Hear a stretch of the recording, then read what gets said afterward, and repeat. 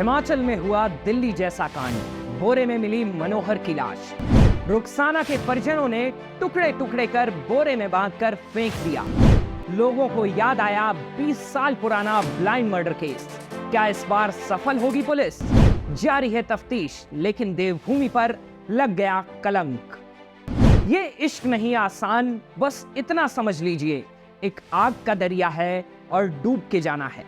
मोहब्बत में प्रेमी जोड़े जाति धर्म जैसे सामाजिक बंधनों से ऊपर उठकर साथ जीने मरने की कसमें खाते हैं, मगर नतीजा क्या निकलता है? ऑनर किलिंग, लव जिहाद और न जाने क्या क्या। किसी भी बड़ी घटना से सबक लेकर समाज को सीख लेनी चाहिए, लेकिन कलयुग में इंसान का भेष धारण किए हैवानों को कौन समझाए? किसी इंसान की जिंदगी छीनने में उनका कलेजा भी नहीं कांपता है। ताजा मामला चंबा जिले के सलूणी का है। बीते शुक्रवार को आईआरबी के जवान गश्त पर थे। इस दौरान ग्राम पंचायत भांदल में उनकी नजर एक बोरी पर पड़ी। तफ्तीश के बाद उस बोरी से टुकड़े टुकड़े में कटा हुआ इंसान का शरीर पाया गया। शिनाख्त में पता चला वह सलूणी निवासी राजू के बेटे मनोहर की डेड बॉडी है।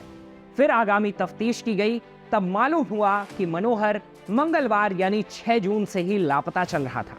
परिजनों ने गुमशुदगी का मामला भी दर्ज कराया था और इस बात की आशंका भी जताई थी कि प्रेम प्रसंग के कारण से ही उनका बेटा लापता हुआ है। डेड बॉडी मिलने के बाद पुलिस मामले की जांच में लग जाती है।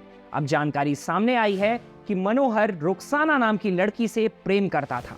रुखसाना भी मनोहर को चाहती थी, लेकिन उसके भाइयों को यह मंजूर नहीं था कि उनकी बहन किसी हिंदू युवक से मेल जोल रखे।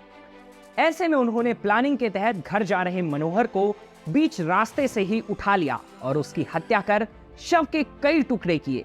फिर उन्हें बोरी में बांधकर जंगल में बहते नाले में पत्थरों के बीच दफना दिया।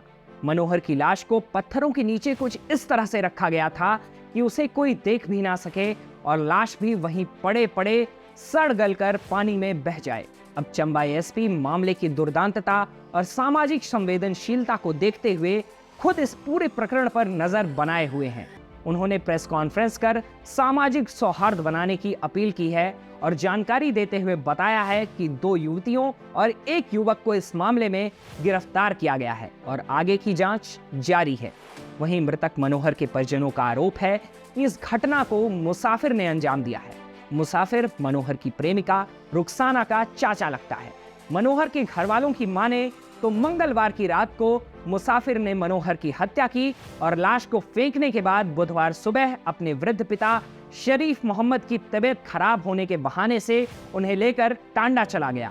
ऐसे में उसकी गिरफ्तारी भी नहीं हो सकी है। अब तक की जानकारी के अनुसार पुलिस की गिरफ्त में आए शब्बीर नामक एक युवक और रुखसाना रिश्ते में भाई बहन लगते हैं। इस मामले में एक अन्य लड़की को भी पकड़ा गया है, जो कि रुखसाना के मामा की लड़की बताई जा रही है। अब पुलिस इस मामले को गंभीरता से ले, ये हमारा अनुरोध है, क्योंकि इससे पहले सलूणी में ही साल 2004 के आसपास इसी तरह के एक मामले में संजय कुमार उर्फ संजू की हत्या हुई थी। संजू भी किसी मुस्लिम लड़की के साथ प्रेम प्रसंग में था। ऐसे में उसे भी मार दिया गया था। लेकिन अब करीब 20 साल बीत जाने के बाद भी ना तो उसकी लाश मिली है और ना ही कोई अरेस्ट हुआ है। मगर अब ताजा मामला सामने आने के बाद एक बार फिर से लोगों को संजू प्रकरण याद आ गया है। हमारे देश में आए दिन हो रहे लव जिहाद और ऑनर किलिंग जैसे मामलों में हिंदू लड़के या लड़की की हत्याएं की जा रही हैं, मगर इस सब पर सख्त कानून नहीं बन पा रहा है। बहरहाल इस पूरे मामले पर आपकी क्या राय है, हमें कमेंट कर जरूर बताएं। इसके अलावा हम भी आपसे अपील करते हैं कि मामले की संवेदनशीलता को मद्देनजर रखते हुए आपसी सौहार्द बनाए रखें, अपनों का ख्याल रखें। जय हिंद, जय हिमाचल।